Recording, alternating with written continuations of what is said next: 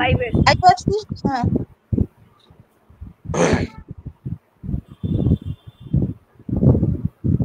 তুমি বলো, গ্রুপে তুমি করো, আমি ততক্ষণ গ্রুপে দিচ্ছি। নমস্কার, সন্ধ্যা।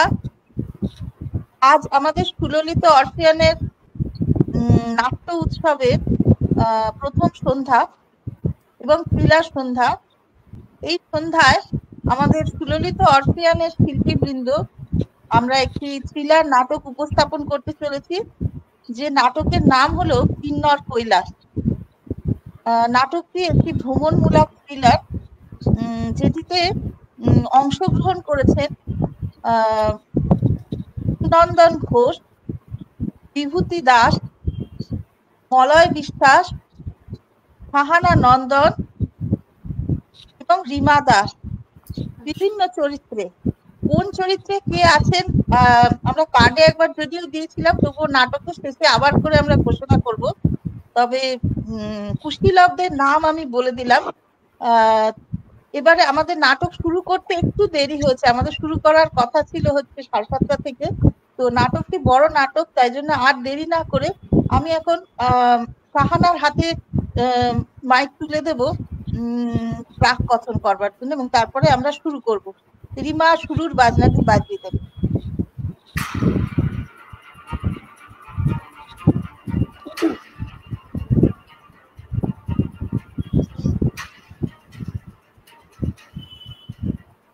বাজনার একটু জোর হচ্ছে। বছরখানেক হলো মল্লিকাকে বিয়ে করেছে অর্জুন, যাকে বলে ডাক সাইটের সুন্দরী মল্লিকা। গলানো সোনার মতো গায়ের রং, টানা টানা চোখ, গোলাপি মর্দুটি, দীঘল তনু দেহ। বউকে নিয়ে গর্বের শেষ ছিল না অর্জুনের। শুধু সৌন্দর্যের জন্যই নয়, মল্লিকা কি কম গুণের মেয়ে? ব্যাংকে কাজ করে, যেমন গান গায় তেমনি রান্না করে। আর কি চাইতে পারে মানুষ? দেখে দেখে আশ মেটে না অর্জুনের। নিজে একটা বড় কনস্ট্রাকশন কোম্পানির চার্টার্ড অ্যাকাউন্টেন্ট। বিয়ের পর নিজের ফ্ল্যাটে বউকে নিয়ে উঠেছে। সকাল হলে ব্রেকফাস্ট খেয়ে নতুন গাড়ি নিয়ে বউকে ড্রপ করে অফিসে যায় অর্জুন। আবার বিকেলে বউকে তুলে বাড়ি ফেরে। স্বপ্নের মতো কেটে গেছে প্রথম 6 মাস। বউকে চোখে হারায় অর্জুন। ভীষণ পজিটিভ আর প্রোটেক্টিভ সে বউয়ের ব্যাপারে। প্রথম মনে কাঁটা ফুটলো মাস 6 পরে, একদিন যখন ট্যুর থেকে ফিরল সে। ফিরে দেখে ঘরে বসে আছে একটি বছর 30 ছেলে, লম্বা চেহারা, ফর্সা মুখে, কালো সুন্দর করে ছাঁটা দাড়ি, চোখে সোনালি প্রেমের চশমা। চা খাচ্ছিল ছেলেটি। ওকে দেখে হাসি মুখে নমস্কার করল। হাই, নমস্কার। এই জানো অর্জুন, এ হলো আবির, আমার বন্ধু আর কলিগ। খুব ভালো গিটার বাজায় জানো। আমরা অনেক অফিস প্রোগ্রাম করেছি একসাথে। খুব ভালো আড্ডা দিতে পারে। ও নমস্কার আবির বাবু। এই 1 সপ্তাহ পরে সবে বাইরে থেকে ফিরলাম, বুঝতেই পারছেন, ড্যাম টায়ার্ড। আপনারা গল্প করুন, আমি বরং একটু চানটা করে আসি। মল্লি, আজ ডিনারে কি করেছো? তোমার প্রিয় Chinese, fried rice, fish finger, crispy baby corn, garlic chicken, সব তোমার প্রিয়। এই বাই দ্য ওয়ে, আবিরও কিন্তু আজ ডিনার খেয়ে যাবে। ও তাই বুঝি।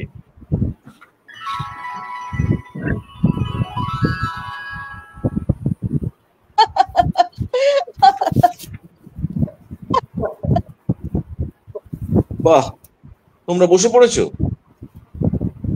ও হ্যাঁ, আবিরকে তো আবার রাতে ফিরতে হবে, তাই এই যে তুমিও বসে পড়ো। তোমার খাবার না আমি বাটিতে সব রেখে দিয়েছি সাজিয়ে। এই নাও, বসে যাও। এই আবির, ডু ইউ রিমেম্বার আমাদের সেই অফিস সোশ্যালের কথা? সেই যেবার আমি ওই লতার গান করলাম, তুমি তো গিটারে ছিলে। সেবার কিন্তু ওই মিসেস ডিসুজার কি হিংসে, তোমার মনে আছে? Real crush on you, I must say. ধুর, কি যে বলো। তবে সেরকম কিন্তু সেবার কিন্তু দারুণ হয়েছিল গানটা। আরে অমন গিটার ছিল বলেই তো গান জমেছিল। কি হলো অর্জুন, তোমার আর কিছু লাগবে? হুম, না, আজ ফ্রাইড রাইসটা ঠিক জমেনি। অন্যদিন কিন্তু অনেক ভালো করো তুমি। আমার তো দারুণ লাগছে। আপনার ভালো লাগছে না? আমার আবার ফ্রাইড রাইসে একটু লঙ্কা কুচি হলে দারুণ লাগে। I see. তাই মল্লি আজ কাঁচা লঙ্কা কুচিয়ে দিয়েছে, অতিথির পছন্দে। আমার আবার ঝাল একদম চলে না। কি করতে বলো তো অর্জুন?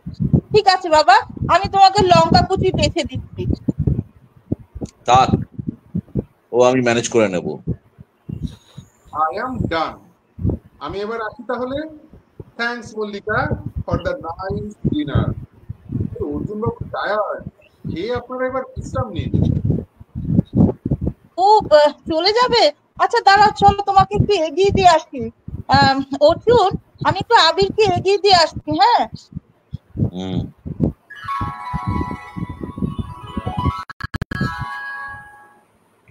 তুমি তো জানতে আমি ট্যুর থেকে ফিরবো, ওকে এই সময় ডাকলে?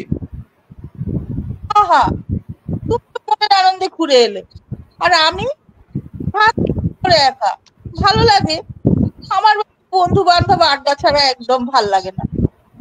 এই, বাচ্চা ছেলেদের মতো রাগ করেছো তো? আচ্ছা বাবা, এসো একটা কিসি করে দিই। ইস, কতদিন পর তোমার গায়ের গন্ধটা পেলাম। এটা কি পারফিউম গো? এখনো জানো না মশাই? এটা শ্যানালের মাদামোয়াজেল কোকো। জানো না এটা আমি ভালোবাসি? সত্যি, এটা কিন্তু জানা উচিত ছিল।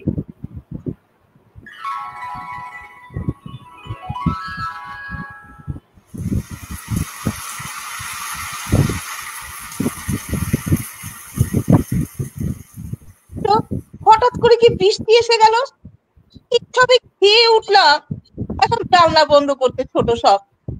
এই সেপ্টেম্বরের শেষে এসে বর্ষাটা ঝেঁপে পড়লো। পুজো, কোথায় একটু মার্কেটিং করব সে উপায়ও নেই। উফ, আজ লাঞ্চটা একদম জমে গেছে। ইলিশ ভাপাটা যা হয়েছিল না মল্লি, তোমার হাতে জাদু আছে। এমন রান্না কোথায় শিখলে বলো তো? তোমার মুন্ডু, এত ভালো ইলিশ আমি রাখতে পারি? ও তো মা পাঠিয়েছে আদরে জামাইয়ের জন্য ইলিশ ভাপা। হুম, ও যাকগে, ও মায়ের কাছ থেকে মেয়েও শিখে যাবে। আহ, খাওয়াটা একটু বেশি হয়ে গেছে, এবার একটু না শুলেই নয়। আহ, এই আমি বিছানায় গা এলাম। এই, শোনো না, এবার পুজোর ছুটির পরে চলো কদিন ছুটি নিয়ে কিন্নরটা ঘুরে আসি। দারুণ জায়গা শুনেছি, পুরো সুইজারল্যান্ড। কি হলো, কিছু বলছো না যে? এই দেখো, সেই ফোন নিয়ে বসে আছো। শুনছো কি বললাম? একবার এদিকে এসো তো। ছাড়ো, অত জোরে জড়িয়ে ধরলে আমার জম বন্ধ হয়ে যায়। দাঁড়াও, আরে আমরা এখন জোর চ্যাটিং করছি বন্ধুদের গ্রুপে। ও, ঠিক আছে, তাহলে আমিও একটু ঘুমোলাম।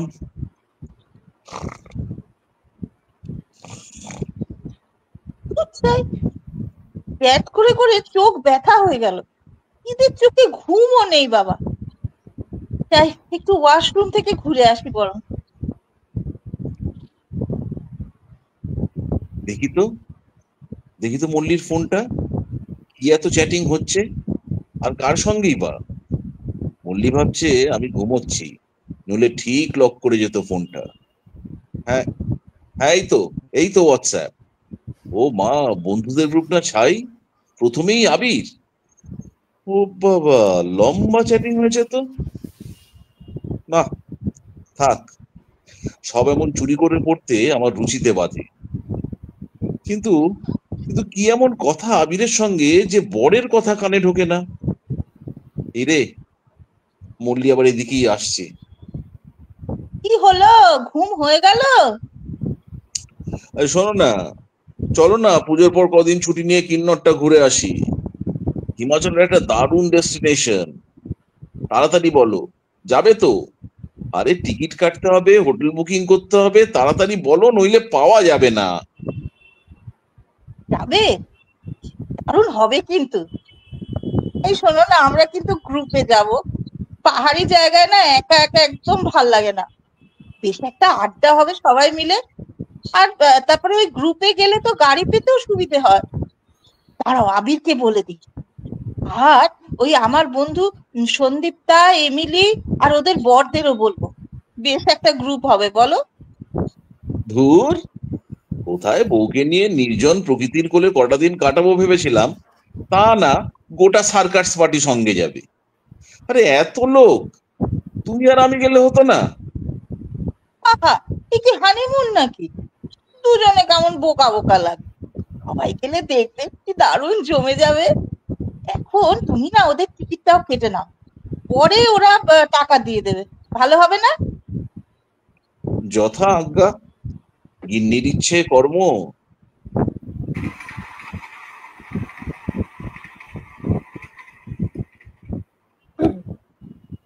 ট্রেনটা বেশ স্পিড নিয়েছে, হ্যাঁ, ঠিক টাইমেই ঢুকিয়ে দেবে মনে হচ্ছে। এমনই, আমাদের তো দিল্লি অব্দি রাজধানীতে যাওয়া, তাই না? আচ্ছা, তারপর? তারপর তো ওখানে একটা বড় গাড়ি অপেক্ষা করবে। এই অর্জুন, বলো না আমাদের শিডিউল, তুমি তো ট্যুর ম্যানেজার। হ্যাঁ, ওই একটা স্করপিও বলা আছে। আমরা তো 7 জন, ভালোই হয়ে যাবে। দিল্লি থেকে সোজা সিমলা, সেখানে এক রাত্রির থেকে কিন্নরের দিকে রওনা হওয়া। কিন্নর কিন্তু আরে সারা খুব দিনের জার্নি। খুব এক্সাইটিং লাগছে কিন্তু। কি বল সন্দীপটা? আমার তো পাহাড় দারুণ লাগে। হ্যাঁ, জাস্ট জমে যাবে। এই সময় শুনেছি ঠান্ডাটাও বেশ জাঁকিয়ে পড়ে, আর আকাশও বেশ পরিষ্কার। এই নে নে, এত রকম ড্রাই স্ন্যাক্স নিয়ে এলাম তো। আরে দাঁড়াও দাঁড়াও, আগে সেরা সিরিয়ালের বোতলটা খুলি, তবে তো জমবে। মশাই, চুপচাপ কেন? এই নিন, চিয়ার্স। আমার আবার ওসব অত চলে না। তবে এক যাত্রায় পৃথক ফল তো হয় না, তাই দিন একটা ছোট করে। থ্যাঙ্কস। মানুষ রাঘব, নিন নিন, আপনারাও নিন। এই নাও নাও সবাই, এই যে চিকেন কাবাব, আর কাজু আছে, ফিশ ফিঙ্গার আছে। হ্যাঁ, দে দে, দারুণ দারুণ। আরে বাবা, রেশমি কাবাব আমার সবচেয়ে ফেভারিট। ও মা, অর্জুন তুমি তো কিছু না, শুধু গ্লাসটা ধরে আছো। তুমি তো জানো মল্লি, আমার এসব চলে না। দেখি সল্টেড কাজুটা বরং এদিকে একটু দাও, ওইটাই আমার দারুণ লাগে। আরে তাহলে এবার কিছু একটা বার করা যাক। রাত বাড়ছে, 12 চলছে, এই সময় একটু কি জমে?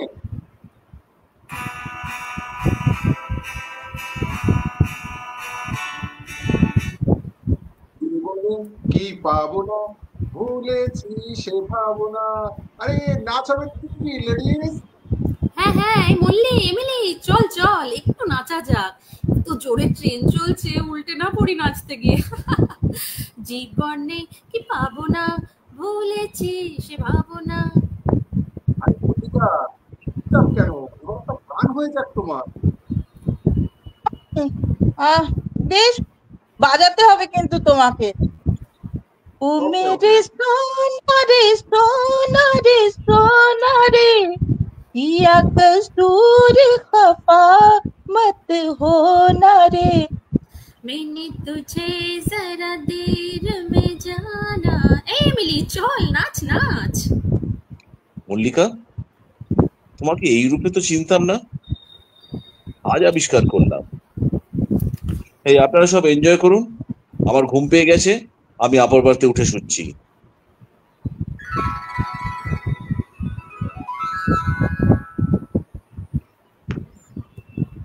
যাক বাবা, ঠিক সময়ে ঢুকিয়েছে ট্রেনটা। আয় কুলি, আয় কুলি। हाँ हाँ हाँ, यही तो। ये सामान ले लीजिए, बाहर अजमेरी गेट पर छोड़ दीजिए, वहीं पर गाड़ी खड़ा है अपना। সবাই ঠিকঠাক সব মালপত্র বলেছেন তো গাড়িতে? অর্জুন বাবু, আপনি পিছনে বসছেন তো? আচ্ছা, ঠিক আছে ঠিক আছে, আমি তাহলে এই ড্রাইভারের পাশেই কে করলাম। এই চল সন্দীপটা, আমরা মাঝের সিটে বসে পড়ি বড়। চল চল। এই তো একটা খাবার দিচ্ছি, তাহলে এখানে দুপুরের খাবারটা খেয়ে নিই, এগুলো হতো না? কি বলেন সবাই? হ্যাঁ হ্যাঁ, তাই ভালো হবে। হ্যাঁ তাই হোক। এরপর আবার কোথায় কি পাই? এই যে বসায় বেড়াতে বেরিয়ে এরকম হাড়ি মুখ করে থাকলে কেন চলে? এরকম হয়ে আছো কেন? আমার উপর রাগ করেছো? রাগ করো না, আবির আমার ভালো বন্ধু, তো ওকে ভুলছো না, আমি তো তোমারই। ওকে ওকে ঠিক আছে, এখানে আর সিন ক্রিয়েট করো না তো। চলো নাবো, ধাবা এসে গেছে।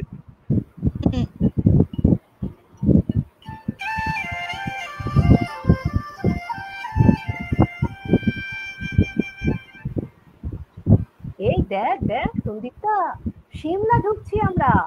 সন্ধ্যায় পাহাড়ের গায়ে গায়ে বাড়িগুলো আলোতে কি দারুণ লাগছে। গোটা শহরে সব আলো চোখে পড়ছে, আকাশ একদম পরিষ্কার।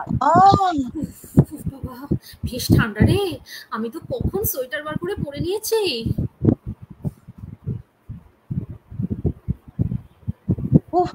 এই অর্জুন, এই নাও তোমার জ্যাকেট, আমিও পরে নিই বাবা। তারপর ঠান্ডা লেগে যাবে। বাহ, সত্যি কি দারুণ লাগছে পাহাড়ের মাথায় মাথায় আলোগুলো। আর দিল্লি থেকে সিমলার রাস্তাটাও কিন্তু খুব ভালো।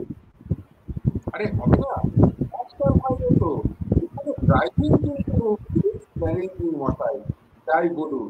এ তো আমাদের কলকাতার রাস্তায় চালানো নয়। যত উপরে উঠছি রাস্তা আরো খারাপ হচ্ছে। কালকা থেকে কিন্তু টয় ট্রেনও আছে, ঠিক দার্জিলিং এর মতন। কালকা অব্দি ট্রেনে এসে ওই ট্রেনে গেলে ছোট ছোট পাহাড়ি স্টেশন পড়ে, আর কি দারুণ আপেলের জুস বিক্রি হয়। অনেক ছোটবেলায় একবার সিমলা কুলু মানালি এসেছিলাম বাবা মার সঙ্গে, তখন ওইভাবেই গেছিলাম। এই তো এসে গেছি মনে হয়। এই তো হোটেল স্নো ভিউ রিট্রিট, বেশ নামকানা। নামুন নামুন সবাই নামুন।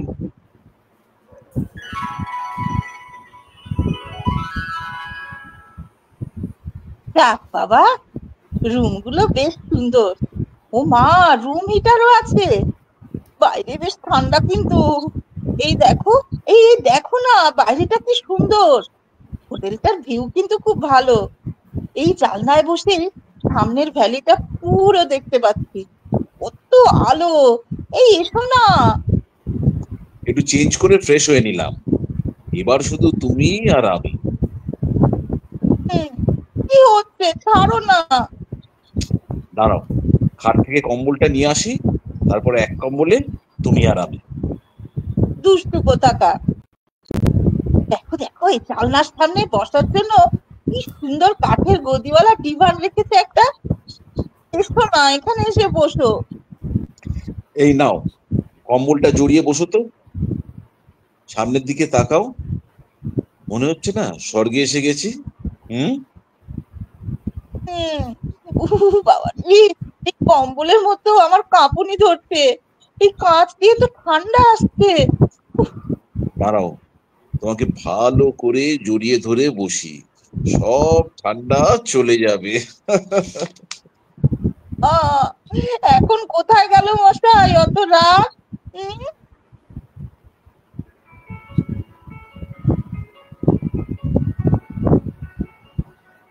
বাহ, সকালে কি সুন্দর ঝকঝকে রোদ উঠেছে। ব্রেকফাস্ট হয়ে গেছে তো সবার, তাই না? চলো সবাই মেলে যাবে, গাড়ি আসতে তো দেরি আছে বোধ হয়। আরে চলুন চলুন, যাওয়া যাক। মেলে না গেলে সত্যি সিমলা আচ্ছা বৃথা। এটা দারুণ আছে তো। হ্যাঁ চলুন, গাড়ি আসবে 10:30 নাগাদ, তার মধ্যেই ফিরতে হবে কিন্তু। কিন্নর পৌঁছতে সেই সন্ধে হয়ে যাবে। প্রায় 7 ঘন্টার জার্নি, রাস্তা আবার মাঝখানে ভালো নেই। বাহ, কত দোকান চারিদিকে। ফেরার পথে কিন্তু আমি ইলকুলেন কুর্তা কিনবই। ও মা, কি ভালো ভালো স্টল। এই হয়েছে মেয়েদের নিয়ে বিপদ, যেখানে যাও শপিং।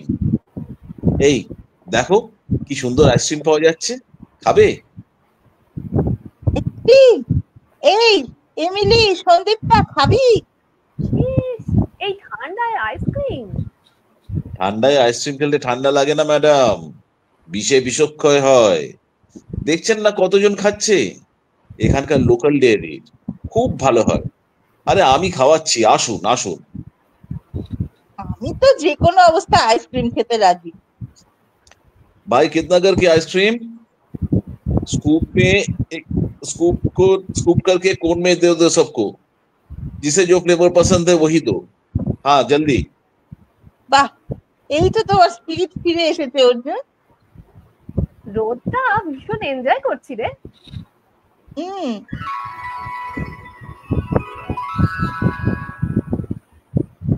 এই তো আমাদের স্করপিও এসে গেছে। আরে সবাই উঠে পড়ুন।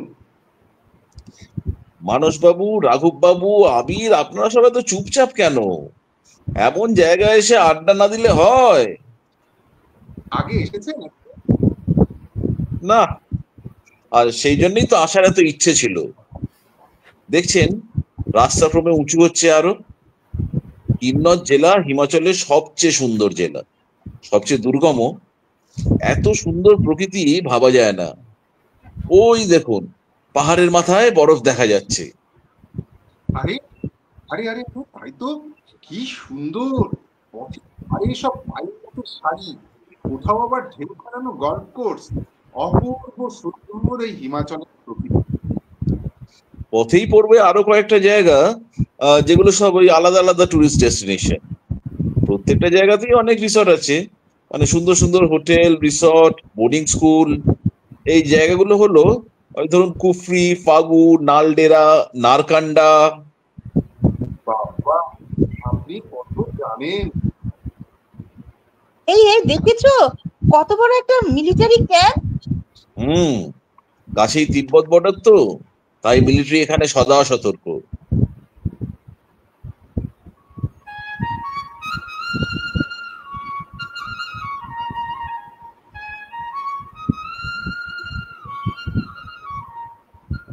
এটা এইটা কি জায়গা? নিচে একটা নদী বইছে দেখছি, পাহাড় থেকে অনেকটা নিচে। এই জায়গাটার নাম কারচেন, আর ওটা বাসপা নদী। ওর ওপর বাঁধ দিয়ে জলবিদ্যুৎ উৎপাদনের ব্যবস্থা হচ্ছে। বিরাট জায়গা জুড়ে কাজ চলছে। ও বাবা, তাই রাস্তাঘাট এত ভাঙা? আমার তো কোমর ব্যথা হয়ে যাচ্ছে। ड्राइवर साहब जरा देख के चलाइए, रास्ता खड़ा है और पहाड़ माथे के ऊपर छत की तरह लटक रहा है। दूसरा साइड में गहरा खाई, एक बार गिरने से सीधा पानी में। দুর্গা দুর্গা, মানে মানে এই রাস্তা পেরোতে পারলে বাঁচি। এদিকে ধস নেমেছিল বোধহয়, অনেকটা জায়গায় তো রাস্তা একেবারে ভেঙে গেছে। এখানে কোথাও কোথাও পাহাড়ের গায়ে ধসের চিহ্ন রয়েছে। রাস্তা দিয়ে যাওয়া যাবে তো? আরে গতকাল হোটেলে খবর দেখছিলাম, গত সপ্তাহে ধস নেমে রাস্তা একদম বন্ধ ছিল এদিকটা। এখনো দেখুন দেখুন কিছু জায়গায় ওই রোড রোলার দিয়ে রাস্তা পরিষ্কার। লোকালয় এখান থেকে বহু দূরে। আরে মোবাইল টায়ারও তো নেই দেখছি, অথচ একটু আগে ওটা আর ছিল। আচ্ছা, আজ আমাদের থাকা কোথায়? আজকের মতন সারাহানে থাকবো আমরা। সেখানে বহুকালের পুরনো জাগ্রত বিশাল একটা কালী মন্দির আছে, পুরো রূপোর মূর্তি, আর চোখে পড়ার মতো মন্দিরের কারুকার্য। সেটা দেখে পুজো দিয়ে কাল সাংলা যাওয়া। বাহ, আমার অবশ্য এইসব হিস্টোরিক্যাল মন্দির খুব ভালো লাগে দেখতে, তবে পুজোই অত ইন্টারেস্ট। আমি কিন্তু পুজো দেব।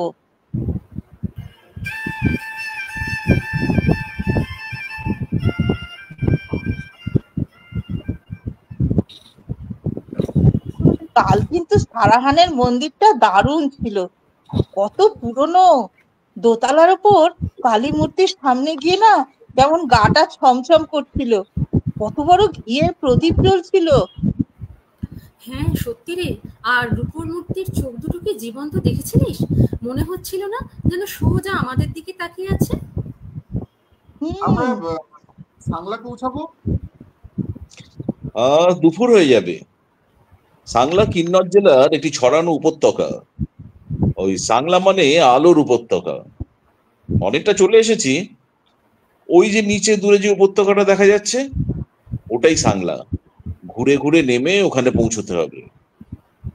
ও মা, সত্যি সূর্য কিরণে কেমন ঝলমল করছে উপত্যকাটা।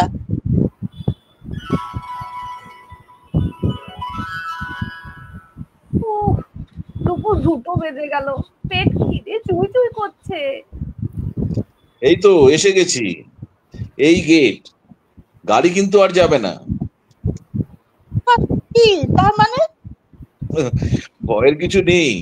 গাড়ি এখানেই আমাদের জন্য অপেক্ষা করবে। আমরা এখানে নেবে পায়ে হেঁটে আপেল ক্ষেতের মধ্যে দিয়ে 1 কিলোমিটার দূর গিয়ে আমাদের ক্যাম্পে পৌঁছবো। ও, আমরা ক্যাম্পে থাকবো? তুমি বলনি তো। ও মা, এমন খোলা জায়গায় ক্যাম্প, হাউ এক্সাইটিং। হ্যাঁ, এই এত মালপত্র নিয়ে হেঁটে কি করে যাব? আরে মালপত্র সব ক্যাম্পের লোকেরা এসে নিয়ে যাবে। ড্রাইভার অলরেডি গেছে ওদের খবর দিতে। বাহ, মাটির রাস্তা, পাশে কত আপেল গাছ, টুকটুকে আপেলে ছেয়ে আছে। আরে মাটিতেও তো পড়ে আছে কত পাখিতে খাওয়া। এই চল করবি। আহ, একদম হাত দিও না। লোকাল লোকেরা আছে পাহারায়। তো ওই তো একজন এগিয়ে আসছে। ও মা, ঝুড়ি থেকে আপেল দিচ্ছে আবার বাড়িতে। নিয়ে নিন। ওরা দু একটা দেয় সবাইকে। বাহ, মাটির রাস্তা দিয়ে যেতে বেশ ট্রেকিং ট্রেকিং লাগছে কিন্তু। এইটা এইটা কি গাছ? এটা বোধহয় অ্যাপ্রিকট। দেখ, ফলের ভারে পুরো নুয়ে পড়েছে। উফ, কি সুন্দর। মল্লি দেখেছো? চারিদিকে সুউচ্চ বরফ ঢাকা পাহাড়। আর যত ক্যাম্পের দিকে এগোচ্ছি তত একটা নদীর গর্জন তীব্র হচ্ছে। তার মানে নদীটা ঠিক ক্যাম্পের পেছনে। মনে হচ্ছে স্বর্গে এসে গেছি। সত্যি গো, ভীষণ সুন্দর। এখানে না এলে না জানতেই পারতাম না এত সুন্দর একটা উপত্যকা এখানে লুকিয়ে আছে। ওই তো ছোট ছোট যে ক্যাম্প গুলো চোখে পড়ছে। আরে অনেকখানি অঞ্চল জুড়ে সব রঙিন রঙিন ক্যাম্প ঘর। দারুণ হ্যাঁ হ্যাঁ দারুণ। হ্যাঁ, ওগুলোই। এই তো এই তো সামনে এসে গেছি। বাহ, প্রতিটা ঘরের মেঝে কংক্রিটে বাঁধানো, কিন্তু মাথার উপরে তাঁবুর কাপড় দেওয়া। সামনে এক ফালি করে বারান্দা। এখানে বসে চারিদিক দেখতে যা লাগবে না, ভাবা যায় না। ও আচ্ছা, বাথরুম অ্যাটাচড ঘরের পেছনে। যাক, রাত্রিরে অন্তত আর বাইরে বেরোতে হবে না। হুম। আর প্রতিটা ক্যাম্পের বাইরে দেখুন কেয়ারি করা বাগান। কি সুন্দর মরশুমি ফুল ফুটে আছে। একেবারে ছবির মতো না চারিদিক? হ্যাঁ, কিন্তু এখনই হাওয়ায় কাঁপিয়ে দিচ্ছে। রাতে তো হেভি ঠান্ডা লাগবে রে। সব ব্যবস্থা আছে ম্যাডাম, আমি খবর নিয়েছি। ডাবল মোটা কম্বলের নিচে হট ওয়াটার ব্যাগ সাপ্লাই দেবে রাতে। ওই তো ওই ওই যে বড় তাঁবুটা, ওটাই মনে হয় আমাদের খাওয়া দাওয়ার তাঁবু। বাপরে, এতে কিন্তু যাই বলুন যেটা চাগা দিয়ে উঠেছে। তাহলে আমরা বরং রুমে গিয়ে চট করে চেঞ্জ করে লাঞ্চটা সেরে নেব। বুফে লাঞ্চ সার্ভ করবে এখানে। হ্যাঁ হ্যাঁ, সেই ভালো সেই ভালো। মানুষ রাঘব চলে আসুন, সবাই রুমে যায়। এই তো, এইটা আমাদের ক্যাম্প। ওদিকে একটা ক্যাম্পে আবির, আর দুটোয়, একটা এমিলিরা, একটা সন্দীপ তারা। চলো চলো ঘরে চলো, স্বর্গে এসে গেছি মল্লি। তোমার একটা চুমু খাই। তোমাকে নিয়ে আর পারি না, বুড়ো খোকা। জামা কাপড় ছেড়ে ফ্রেশ হয়ে নাও, তারপর দেদার ফটো তুলবো তোমার।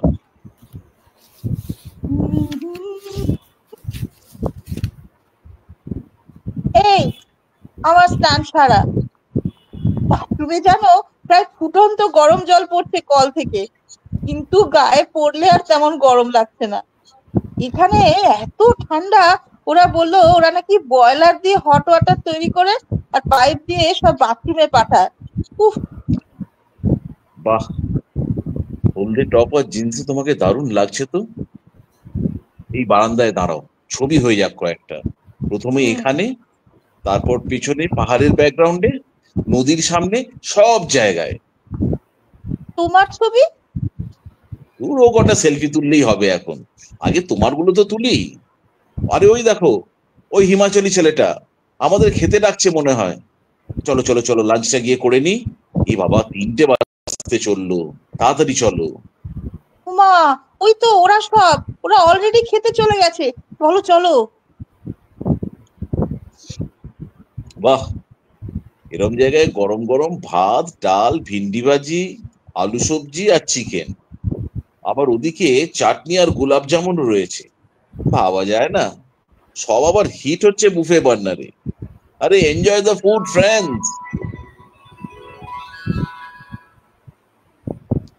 আরে মল্লিকা কোথায় গেল? এই তো চাটনি খাচ্ছিল। এমিলি, সন্দীপদা, আপনারা মল্লিকাকে দেখেছেন? কই না তো, খেয়ে বেরিয়ে আর দেখতে পাইনি। দেখুন নিশ্চয় ঘরের দিকে গেছে, একটু ভাত ঘুম দেবে বলে। যান যান, আপনিও যান। আবির কোথায়? তাকেও তো দেখছি না। মল্লিকা, মল্লি, কোন দিকে যে গেল? আচ্ছা, আগে ঘরটা দেখে নি। কিন্তু ওকে তো আমি বলেছিলাম খেয়ে নদীর দিকে যাব, তবে কি ওদিকেই চলে গেল একা একা? উহ বাবা, এদিকটা পুরো নুড়ি বিছানো, এবড়ো খেবড়ো। আর নদীর কি গর্জন, কি স্রোত! পাহাড়ি নদী।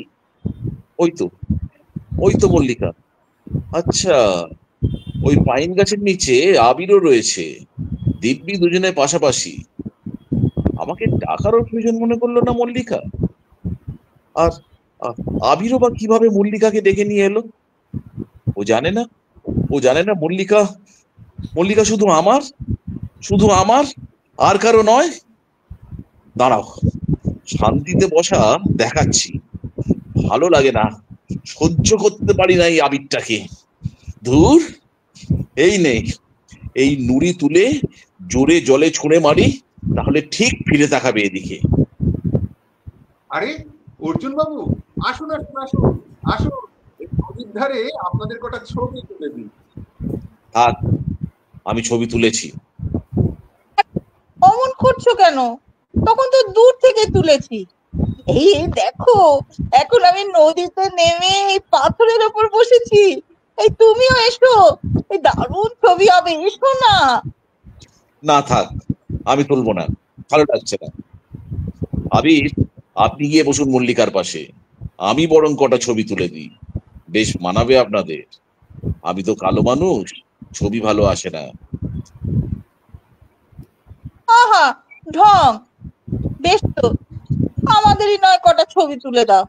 এই চলো না আবির, একটা পোজ দাও, দারুণ কিন্তু ছবি হবে। বাহ, দারুণ ছবি তোলেন আপনি। হ্যাঁ, প্লিজ একটু পাঠিয়ে দেবেন। বেশ তো।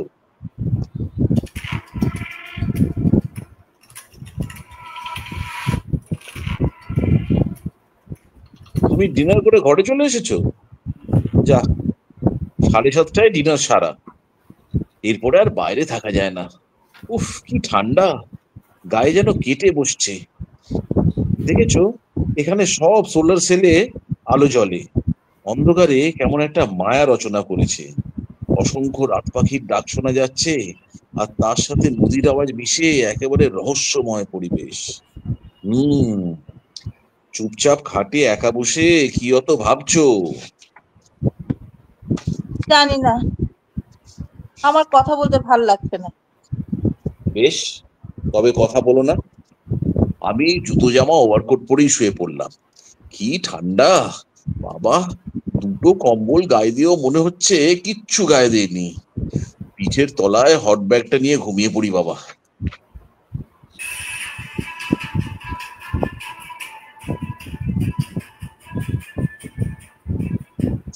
চিটকুল থেকে সাংলা প্রায় আধ ঘন্টার পথ গাড়িতে। না, একটা দৃশ্য, সকালটা ভারী সুন্দর। দৃশ্য 7। বাহ, সকালটা ভারী সুন্দর মল্লিকা। ও মল্লিকা, ও তুমি বারান্দায়?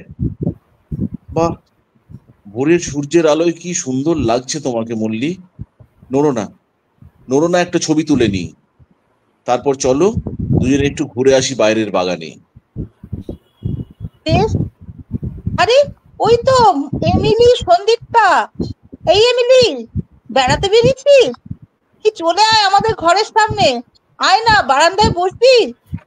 হ্যাঁ হ্যাঁ, চল যাই। অর্জুন বাবুর আমার অসুবিধা হবে না তো? আরে না না, অসুবিধে কি?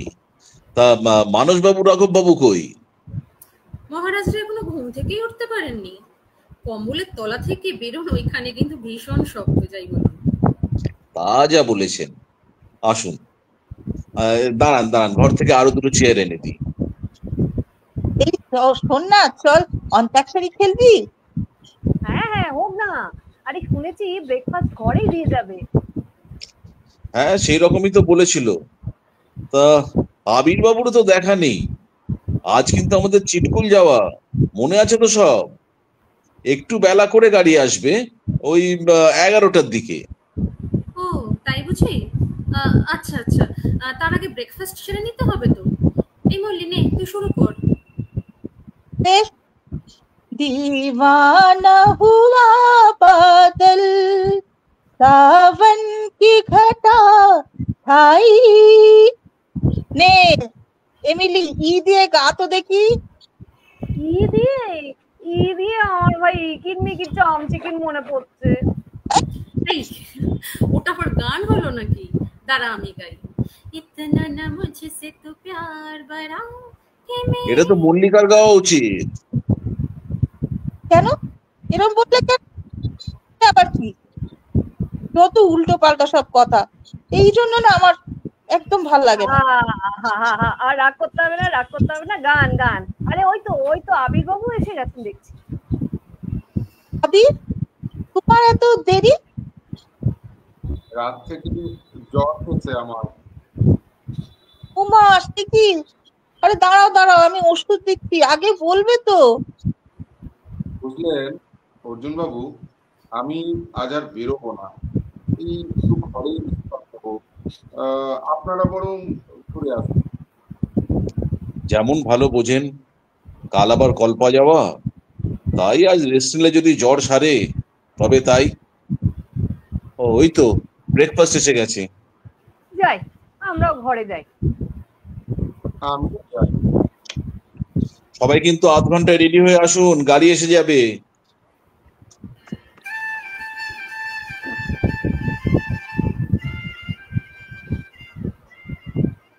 চিটকুল থেকে সাংলা প্রায় আধ ঘন্টার পথ গাড়িতে। হ্যাঁ, তাই তো দেখছি। আগাগোড়া সরু পাহাড়ি রাস্তা, উঁচু থেকে আরো উঁচুতে উঠে গেছে। একটি গাড়ি কোনো রকমে যেতে পারে সেই রাস্তা দিয়ে। আরে বাবা, কত হেয়ার পিন বেন্ড! বাস ওপর থেকে পাহাড় তুলছে, ভয়ই লাগছে। আর নিচে আবার একটা গভীর খাদ, বাষ্পা নদী। তিব্বত বর্ডারে চিটকুল হলো ভারতের শেষ ছোট্ট একটা গ্রাম। কয়েকটা ভাঙা কুটির আর দু একটা পাকা বাড়ি, যেগুলো ওই মোটেল ধরনের। মূলত পশুচারণ করেই জীবিকা নির্বাহ করে এখানকার মানুষজন। এদের চেহারায় চীনা বা তিব্বতীদের সঙ্গে মিল আছে। এরা অনেকেই জানে না যে এটা ভারত। এরা এই গ্রাম থেকে পশু চড়াতে চড়াতে মাঝে মধ্যেই তিব্বতে চলে যায়। মা, আর আশ্চর্যভাবে এখানকার পাহাড়গুলিতে কোনো বরফ নেই। এগুলো বাদামি রঙের ন্যাড়া পাহাড়। এখানকার আবহাওয়া অনেকটা লেকে মনে পড়িয়ে দেয়। সাংলার থেকে কিন্তু অনেকটাই আলাদা। কনকনে হাওয়া পুরো কাঁপিয়ে দিচ্ছে। বেশিক্ষণ দাঁড়াবার তো উপায় নেই। সত্যি গো, জায়গাটা একেবারে অন্যরকম। তবে এখানে না বেশিক্ষণ থাকলে কিন্তু একদম জমে যাব। তাড়াতাড়ি সন্ধ্যের আগে ফিরতে হবে। রাঘব বাবু, মানস বাবু, আপনাদের কেমন লাগছে? মুখ দিয়ে তো কথাই বেরোচ্ছে না। আর মাংকি ক্যাপ পরে তো মানুষ বাবুকে চেনাই যাচ্ছে না। একেবারে জবুতবু হয়ে গেছেন তো। ওর কথা বলবে না, ভীষণ শীতকাতুরে। তাহলে তাহলে চলুন তাড়াতাড়ি ফিরে যাই।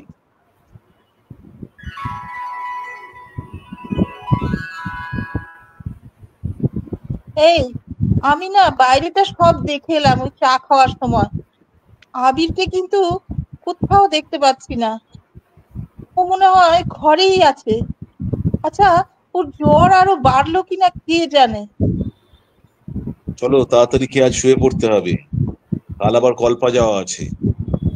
সকালে উঠে আবিরের খোঁজ নিও এখন। আর সেরকম অসুস্থ হলে তো ও আমাদেরকে ডাকতো। হ্যাঁ, হুম, তা বটে।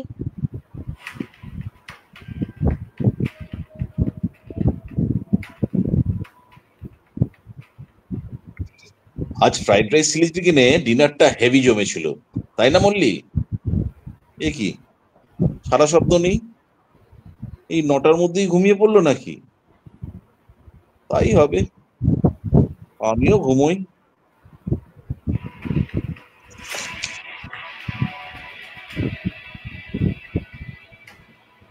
না, ঠান্ডায় একদম ঘুমোনো যাচ্ছে না। ও বাবা, ঘড়িতে রাত 12:30। যাই, একবার বাথরুম থেকে ঘুরে আসি। বাহ, বাইরে দারুণ জ্যোৎস্না, ঘরের মধ্যে আলো এসে পড়েছে। দৌড়ে ঘুরে আসি। ওরে বাবা, বাথরুম কি ঠান্ডা! পেছনেই নদীর আওয়াজ শোনা যাচ্ছে। দাঁড়ানো যাচ্ছে না, ফুটন্ত জলও মনে হচ্ছে ঠান্ডা। কম্বলের তলায় ঢুকলে বাঁচি বাবা। এ কি, মল্লিকার খাটে কম্বল পড়ে আছে। মল্লিকা কোথায়? আরে, এত রাতে ঠান্ডায় কোথায় গেল বললি? মল্লি, সে কি, না, দেখতে হচ্ছে। মোটা টুপিটা পরে দেখি একবার। এই অন্ধকারে কোথায় গেল রে বাবা? এত রাতে ক্যাম্পের লোকজনও তো শুয়ে পড়েছে। কোথায় কোথায়? আবিরের ঘরটা একবার দেখবো, তাই যাই। আবির, আবির, আরো আমায়, তুমি আমায়, তুমি আমায় মেরে ফেলবে আবির। হুম, এই জানো তো, এই যে কোনো সময় না অর্জুন এসে যেতে পারে। ও না সব সময় আমাকে নজরে নজরে রাখে। কি করে আমি সত্যি হাঁপিয়ে উঠেছি বীর।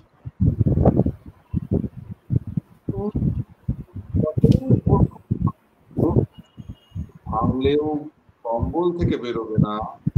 এসো, তোমার আর আমার, এসো এসো। হুম, কি উষ্ণ তোমার আলিঙ্গন। আহ আহ হুম, আমার সব বাঁধ আজ ভেঙে যাচ্ছে বীর।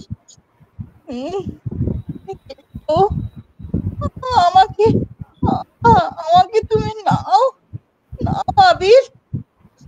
না, না, এ হয় না, এ হতে পারে না। মল্লিকা, মল্লিকা, না, না, আহ, আমি ঘরে ফিরে যাই। এখানে দাঁড়িয়ে আর অসম্মানিত হতে পারবো না। কি বিশ্বাসঘাতকতা! না, আজ আর ঘুম আসবে না, মাথাটা ফেটে যাচ্ছে। না, এর প্রতিকার করতেই হবে। ওই তো, ওই তো বিশারিকা ফিরলেন। শেষ রাতে দিব্যি চুপচাপ কম্বলে ঢুকে গেলেন। ভাবছেন আমি কিছু টের পাইনি।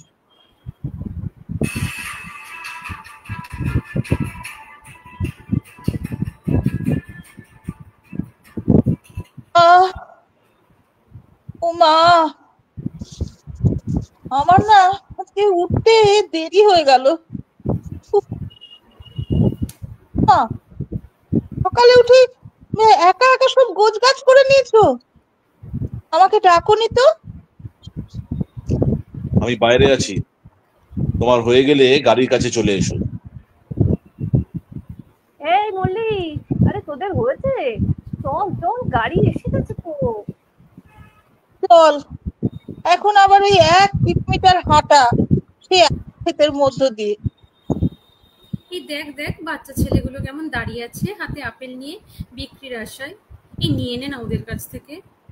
হ্যাঁ হ্যাঁ, এই কিতনা করকে হ্যায় আপেল? আরে আপেল না, ওরা বলে সেব।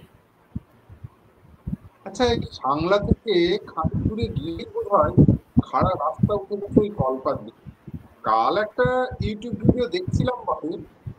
কলপার প্রধান কৈলাস, উচ্চ কৈলাস স্থানে দেবাদিদেব মহাদেবের বাস বলেই আমাদের হিন্দুদের বিশ্বাস। সারা বছর বরফে ঢাকা এই পর্বতচূড়া কল্পা থেকে একেবারে সামনে, মনে হয় লাফ দিলেই পৌঁছে যাওয়া যাবে। এই সকালে বেশ ঝকঝকে রোদ ছিল, কিন্তু একটু বেলা হতে কিরকম মেঘ ছেয়ে এলো চারিদিকে। আরে বাবা, বড় বড় ফোঁটায় বৃষ্টি পড়ছে তো। মেঘ আর কুয়াশা নেমে আসছে রাস্তার উপরে। আরে সবাই একটু চুপচাপ কেন? আরে ড্রাইভার ঘুমিয়ে পড়লি তো। কি হলো অর্জুন বাবু? না, এই টায়ার্ড লাগছে, ফিরে যেতে ইচ্ছে হচ্ছে। সে কি? আরে কল্পাই তো আসো। আবির বাবু, আপনার জ্বর ছেড়েছে? ও তো আপাতত ছেড়েছে, তবে এখন আর নাই বাঁচি। অর্জুন, অর্জুন, হলো তোমার? এত গম্ভীর হয়ে আছো যে? এমনি।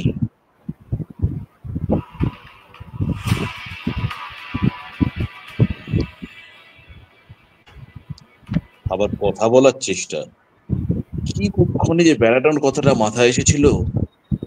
তবে ভাগ্যিস এসেছিল, তাই তো চিনতে পারলাম মল্লিকাকে। এবার সারা জীবন কিভাবে কাটবে, এমন বিশ্বাসভঙ্গের জন্য একটা এসপার ওসপার করতেই হবে। কিন্তু কি করব? ও মা, ওই তো কিন্নর কুল্লাসে পুরো দেখা যাচ্ছে। আরে দেখ দেখ সন্দীপটা, মল্লিক দেখ। এই মানুষ, দেখেছো? আরে মেঘ কেটে রোদ উঠেছে, 3টে প্রায় বাজে। কি দারুণ বরফে ছাওয়া, বিশাল উঁচু। দেখো ড্রাইভার কি বলছেন, সবাই বলো জয় শ্রী জয় শ্রী কৈলাসনাথ কৈলাসনাথ শিবজি কি জয়। জয় শ্রী কৈলাসনাথ শিবজি কি জয়।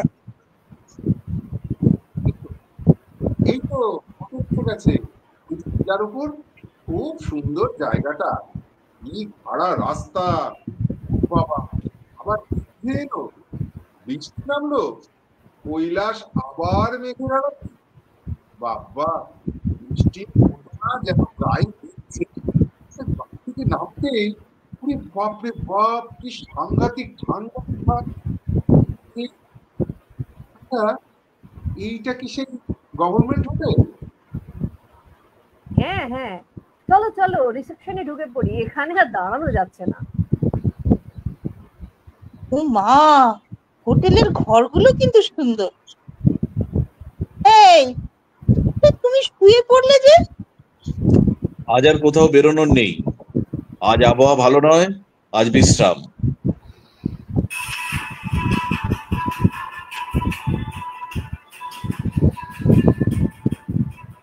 অর্জুন, এই অর্জুন, রাত 9টা বেজে গেছে। আরে চলো, খেতে ডাকছে তো।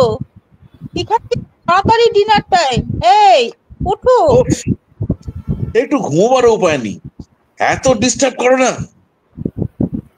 এই মল্লি, আয় আয় তোরা।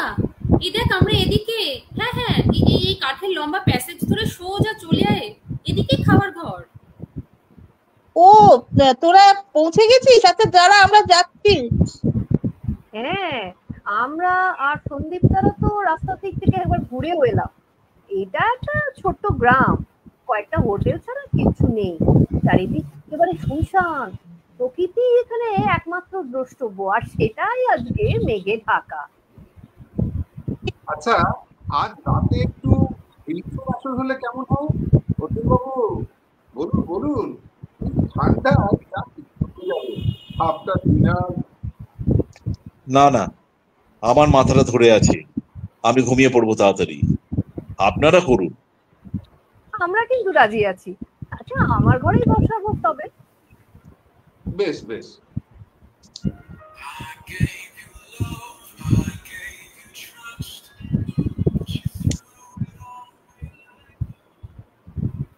এই অর্জুন, অর্জুন, এই এসো না, আমাকে একটু আদর করো। এমন আবহাওয়ায় তোমার আমাকে পেতে ইচ্ছে করছে না অর্জুন? বড্ড টায়ার্ড লাগছে সারাদিন ট্রাভেল করে, আজ থাক। বলো তোমার, এই অর্জুন। বললাম তো কিছু না। এক দৃষ্টে তাকিয়ে আছে মল্লিকা, বোধহয় বুঝতে চাইছে আমার কি হয়েছে আর আমি কি ভাবছি। হুম, এখন ওকে কিছুতেই বুঝতে দেওয়া যাবে না কোনো কিছু, তাহলেই ওরা আরো সাবধান হয়ে যাবে।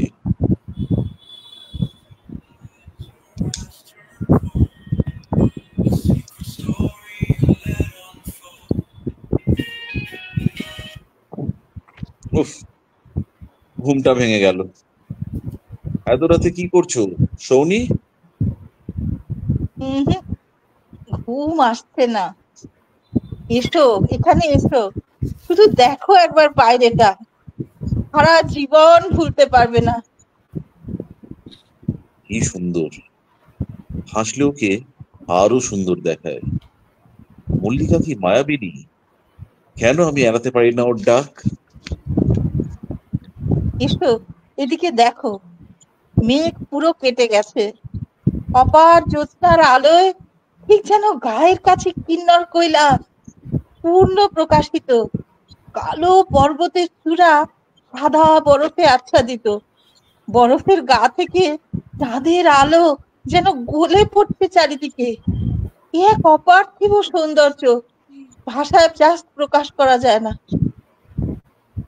অসাধারণ, ভয়ঙ্কর সুন্দর। সত্যি, ঘুমিয়ে থাকলে এই দৃশ্য মিস করে যেতাম।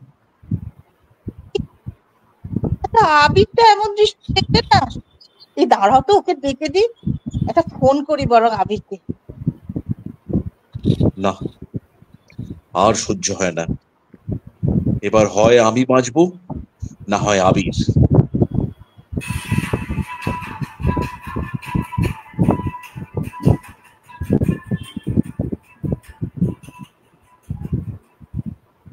ওমা, সকাল হয়ে গেছে, ঝলমলে রোদ উঠেছে, কৈলাসের স্বর্ণশিখর দেখা যাচ্ছে।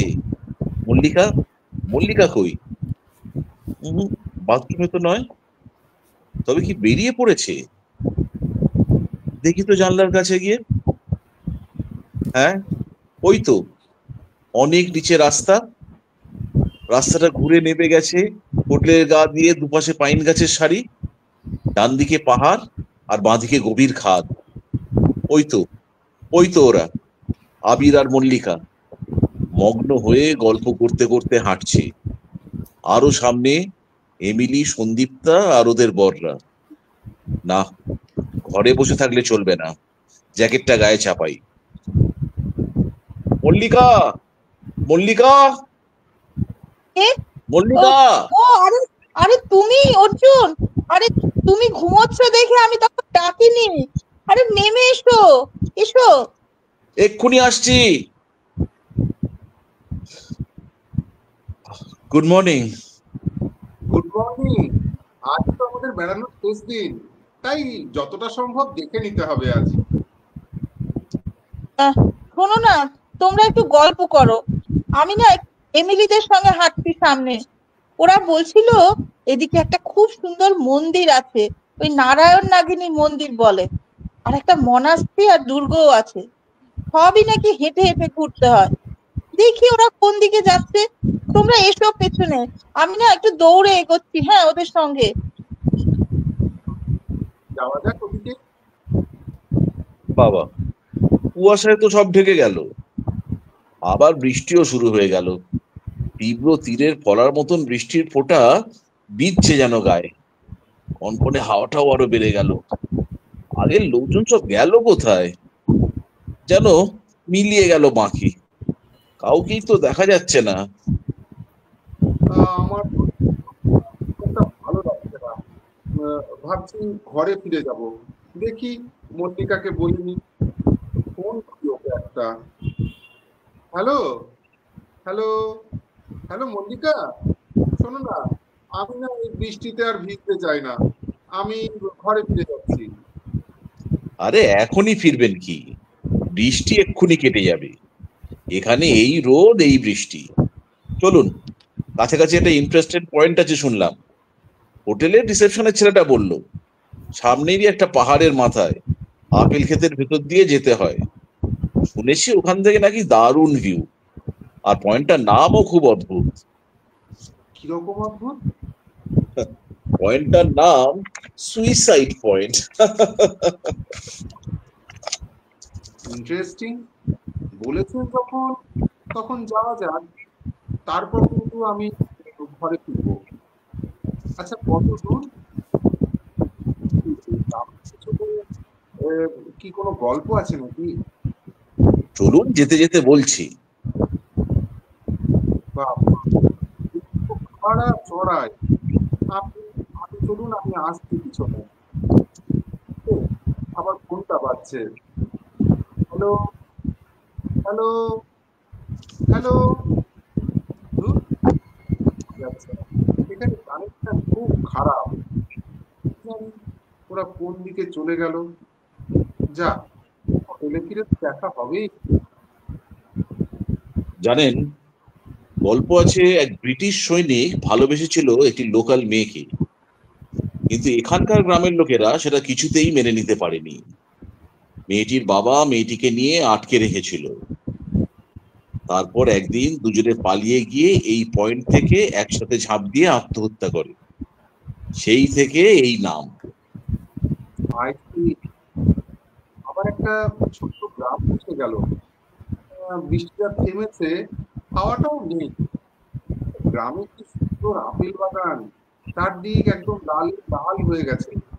রাস্তাটা গিয়ে শেষ হয়ে গেছে একটা অদ্ভুত টিলার কাছে। ওই তো আবার রোদ উঠেছে। সামনে অসাধারণ প্রাকৃতিক দৃশ্য, তাই না? মেঘার কুয়াশার ফাঁক দিয়ে কৈলাস, নানা রঙের ঢেউ খেলছে তার গায়ে। অনেক দূরে দেখা যাচ্ছে ওই যে সাংলা উপত্যকা। কি দৃশ্য! আরে বাস, দারুণ দারুণ। আরে পায়ের কি কি খাদ, নিচে তো কিচ্ছু দেখা যায় না। এখানে কিন্তু লোকজন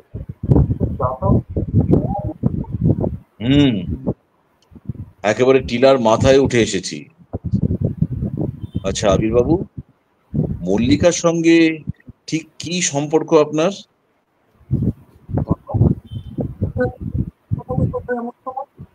আপনি তো জানেন মল্লিকা আমার কলিগ, ভালো বন্ধু। বন্ধু? আপনি জানেন না মল্লিকা বিবাহিতা? আপনি আমার জীবন নষ্ট করে দিয়েছেন। আজ আমার নতুন বউকে আমি বিশ্বাস করতে পারি না, আর তা শুধু আপনার জন্য। আবির বাবু, বিবাহিতা বন্ধুর সঙ্গে আপনি দৈহিক সম্পর্ক করেন? এভাবে চলা সম্ভব নয়। তাই আমি ঠিক করেছি, হয় আপনি বাঁচবেন নয় আমি। ওই কৈলাস সাক্ষী। ওকে, আমার দিকে এগোবেন নাকি? এগিয়ে আসছেন কেন? এগোবেন না, প্লিজ, এগোবেন না। আবির একেবারে খাদের ধারে, আমার দিকে মুখ করে আছে বলে বুঝতে পারছে না। পাথরগুলো তো হয়ে যাচ্ছে, খসে পড়ছে। আমি আমি আমি বাঁচাও!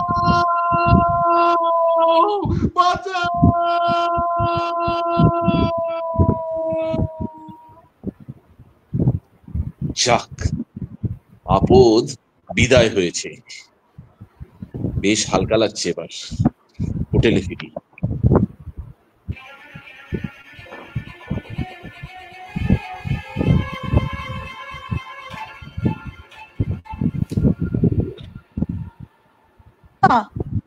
তোমরা কখন ফিরলে?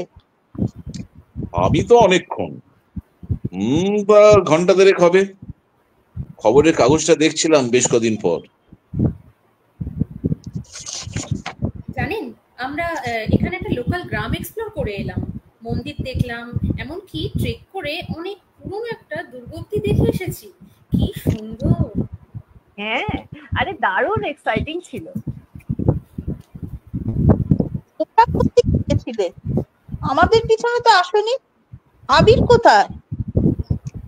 আবির তো একটু হেঁটে শরীর ভালো লাগছে না বলে ফিরে এলো হোটেলে। তোমাকে ফোন করলো তো ফিরে আসবে বলে। দেখো ঘরে আছে নিশ্চয়ই। আমি তো কুয়াশার জন্য তোমরা কোন দিকে গেলে দেখতেই পেলাম না। তাই ওই কাছাকাছি একটা ভিউ পয়েন্ট দেখে ফিরে চলে এলাম। ওকে, আমি একটু স্নান করে চেঞ্জ করে আসছি। এই, তোরাও চেঞ্জ করে আয়। হুম হুম।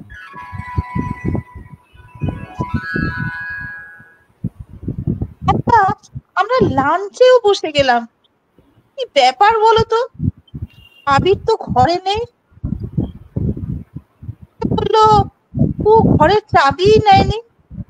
তবে হোটেলে ফিরেছে কিনা সেটা অবশ্য ওরা বলতে পারলো না। হ্যাঁ, দেখুন, কোনো আর্জেন্ট ফোন টোন আসায়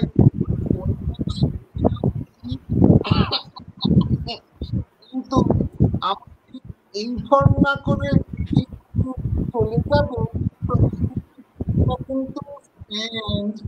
আচ্ছা, ইজ ইট পসিবল কোন দিকে হাঁটতে গেছে, তারপর কুয়াশায় রাস্তা গুলিয়ে ফেলছে? এখানে মোবাইল কানেকশন খুব খারাপ। আমাদের আমাদের হচ্ছে পাচ্ছে না হয়তো। একটু একটু দেখা যাক, নইলে তো।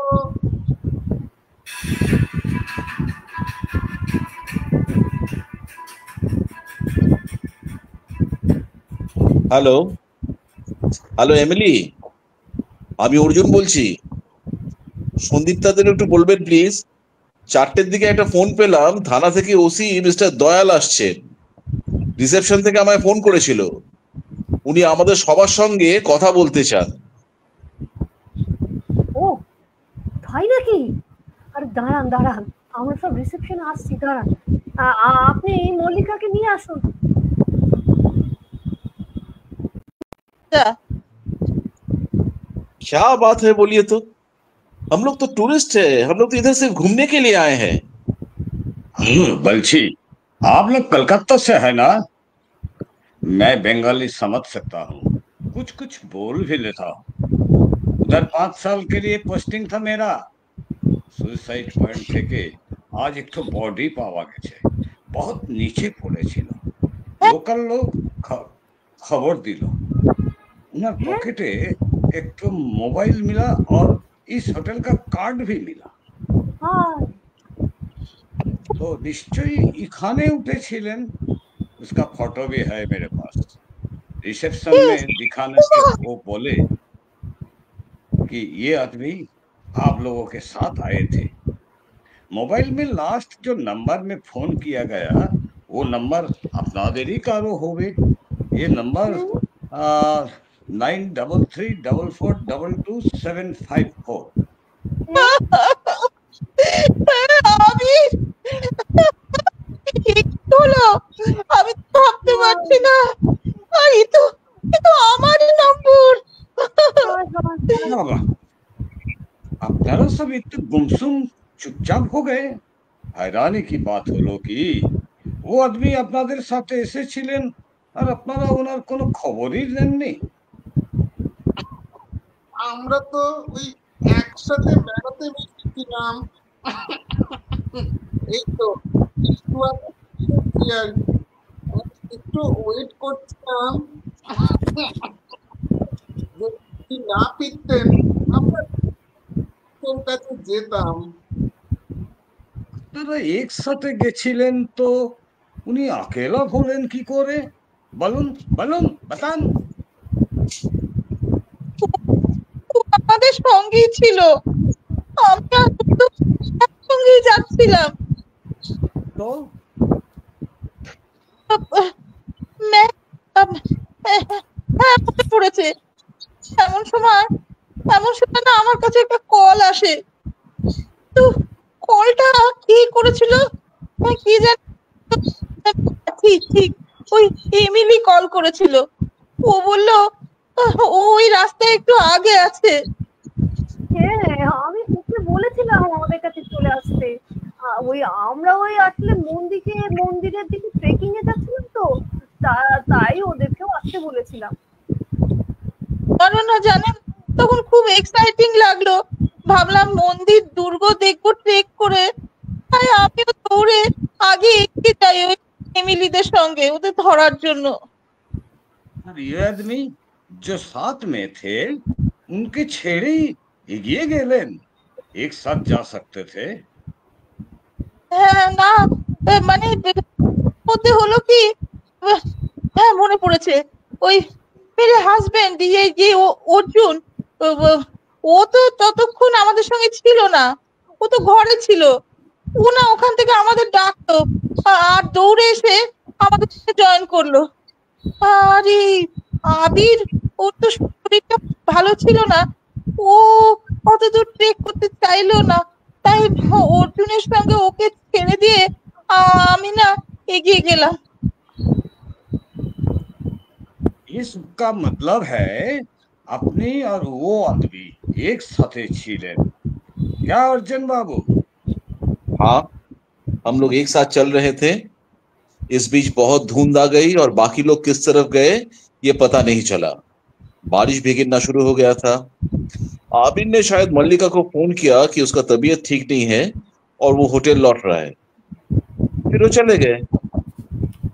अपनी संगे छिलेन, আবির আপনাকে বাতালেন না মল্লিকা यानी आपकी वाइफ को কষ্ট করে ফোন লাগালেন কেন? এটা তো আমি বুঝতে পারলাম না। वो इसलिए क्योंकि वो और मल्लिका दोस्त थे और दोनों एक साथ घूमने निकले थे। आप मल्लिका से पूछ लीजिए वो फोन किया कि नहीं। ঠিক है, তো আপনি তো উত্তেজিত হচ্ছেন কেন? ये केस আমার এত সিধা লাগছে না। আপনাদের সবাইকে আমার সঙ্গে থানা যেতে হবে। সে কি, তো কাল তো আমাদের ফিরে যাওয়ার কথা। টাটা আছে তো। কিছু করা যাবে না, কেস का फैसला होने तक যতক্ষণ पूछताछ না হয় আপনাদের यही रुकना पड़ेगा। ऑफिस है, हो जाएगा, कीजिए। पॉसिबल नहीं है, पॉसिबल नहीं है।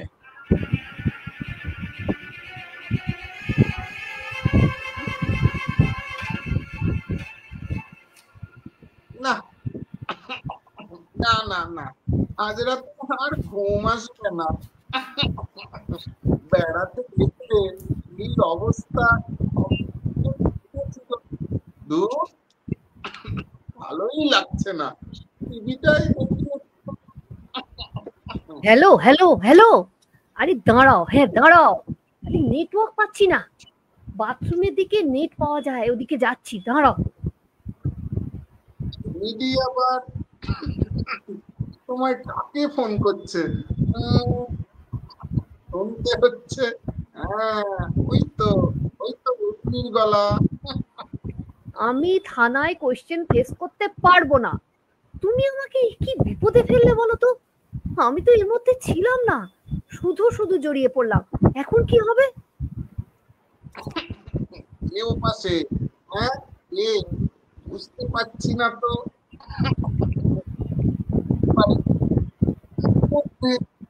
পড়ার ভয় পাচ্ছে এমিলি। তবে কি, না আর ভাবতে পারছি না।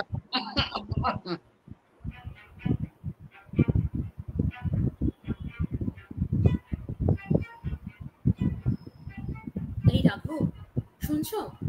এই জানো, আমার এই আবির আর মল্লিকার সম্পর্কটা না কোনোদিনই স্বাভাবিক লাগতো না। মল্লিকাটা অত ভালো লাভিং হাজবেন্ড থাকার পরেও আবিরের সঙ্গে কিরকম পরকীয়া চালিয়ে যাচ্ছিল, আবার বরের সঙ্গেও নেঠামোটা ঠিক বজায় রেখেছিল। আর আবির ওই বা কিরকম ছিল, ও জানে না মল্লিকা ম্যারেড, তবুও এখন বোঝো মাঝখান থেকে আমরা জড়িয়ে পড়লাম এর মাঝে। এখন দেখছি মল্লিকার কথায় না এলেই ভালো ছিল, কাল যে কি আছে কপালে।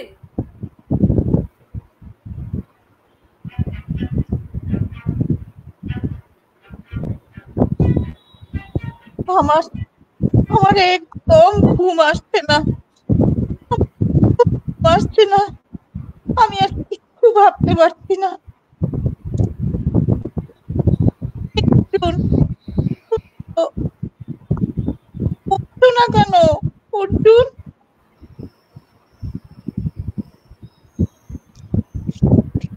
অর্জুন, শুনছো? আমার সব কথা শেষ হয়ে গেছে।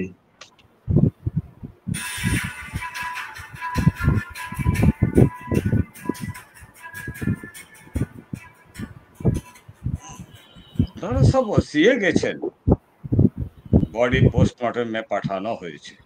না আসা পর্যন্ত কিছু বলা যাচ্ছে না। অত উঁচু থেকে পড়ার ফলে বডি পুরো থেতলে গেছে। যদিও মুখটা ঠিক আছে, কারণ বডি চিত হয়ে পড়েছিল। এটাই আশ্চর্য ব্যাপার। সাধারণত কেউ আত্মহত্যা করলে ঝাঁপ দিলে তার বডি পুর হয়ে পড়ে থাকে, কিন্তু এক্ষেত্রে বডি চিত হয়ে পড়েছিল। অর্থাৎ মনে হয় পড়বার আগে সে খাদের দিকে মুখ করে ছিল না। দেখুন, আপনারা আবিরজি সম্বন্ধে যা জানেন সচ সচ বলুন।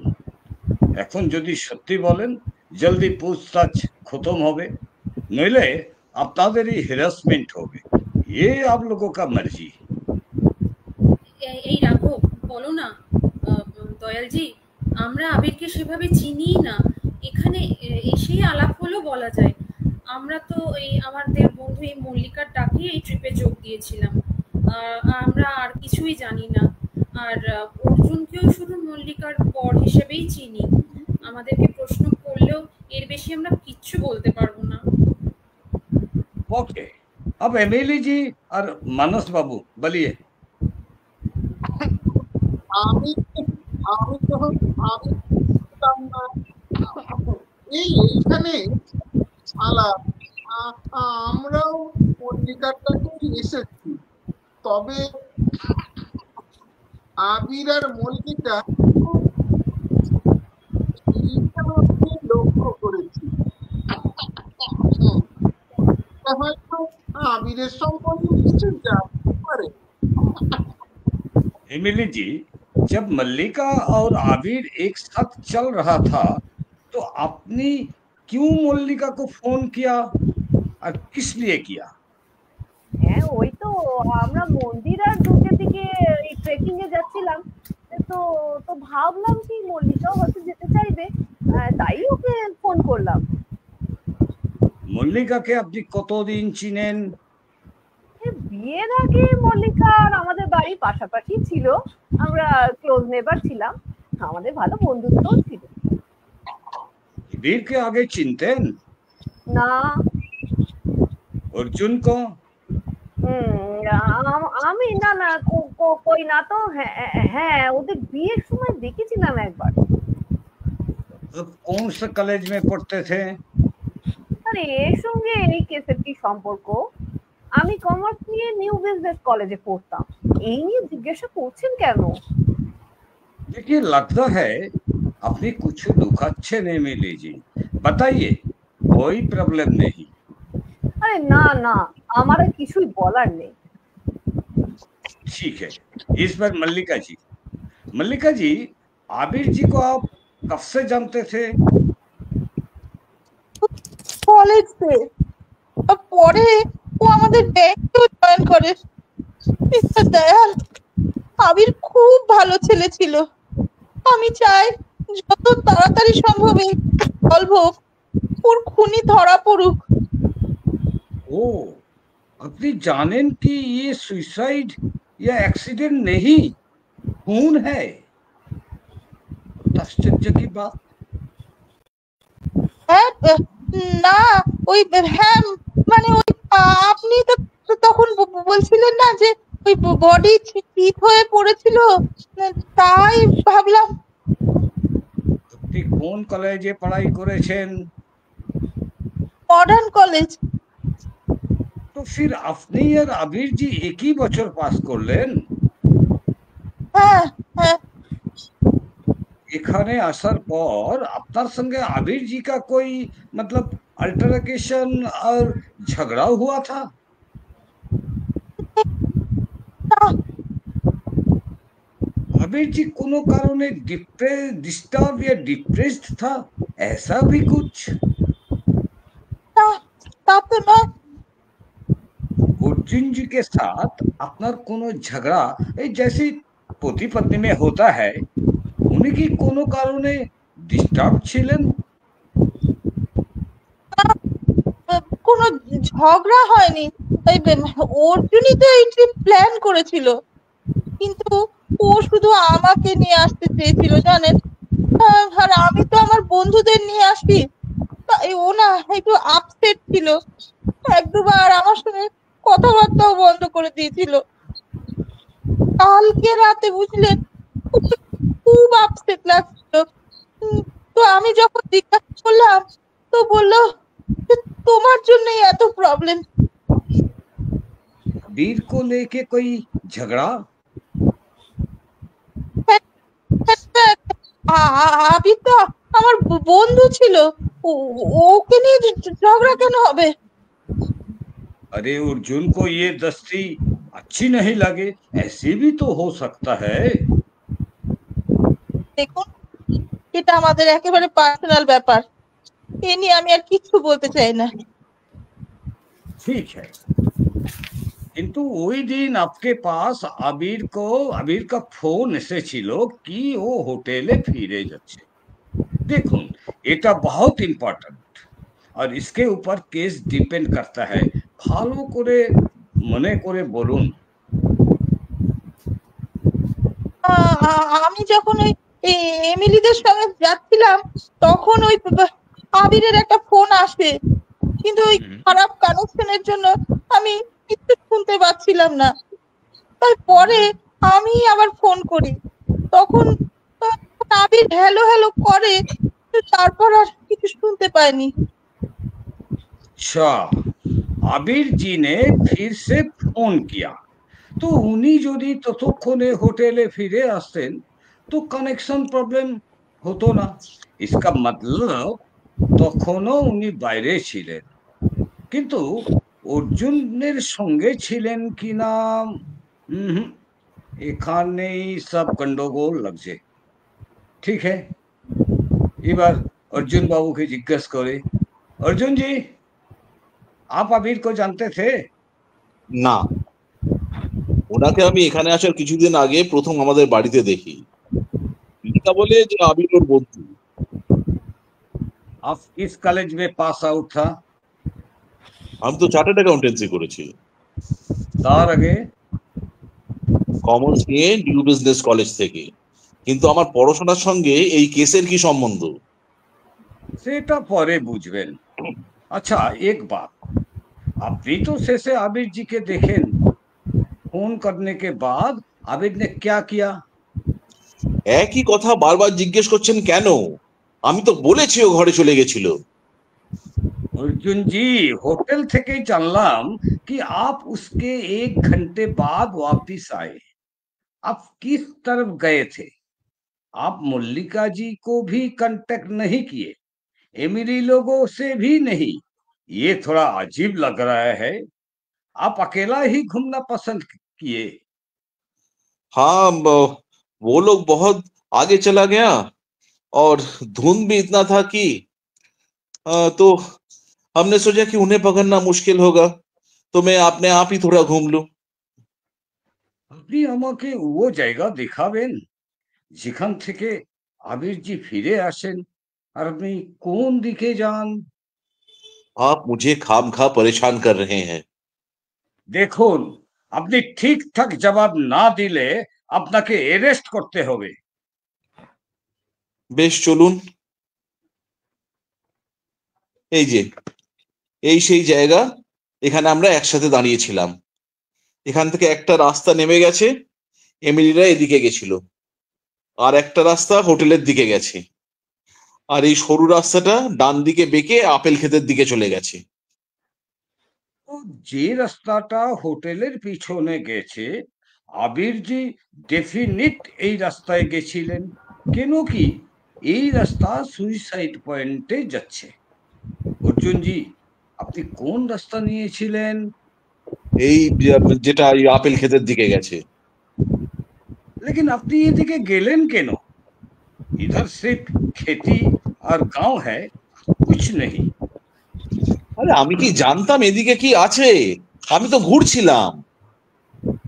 ठीक है, কাল আপনাদের সাথে আবার কথা হবে। आज आप लोग होटल लौट जाइए।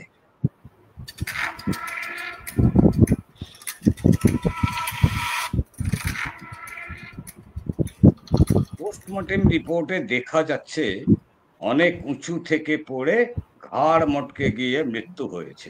প্রচুর রক্তপাতও মৃত্যুর কারণ। মৃতের আঁখ বাইরে এসে গেছিল, যা দেখে মনে হয়েছে যে পড়ার আগের মুহূর্তে সে প্রচন্ড আশ্চর্য হয়েছিল ও ভয় পেয়েছিল। ये नॉर्मल डेथ ना और आत्महत्या भी মনে হচ্ছে না। বডির অবস্থা ও পোস্টমর্টেম রিপোর্ট দেখে মনে হচ্ছে ইচ্ছের বিরুদ্ধে আবিরকে কোনো কারণে খাদের দিকে ঠেলে দেয়া হয়েছে। যদিও তোর ডাইরেক্ট কোনো প্রমাণ নেই, এই অবস্থায় আপনাদের সবাইয়ের হেল্প না হলে এই মৃত্যুর কিনারা করা সম্ভব নয়।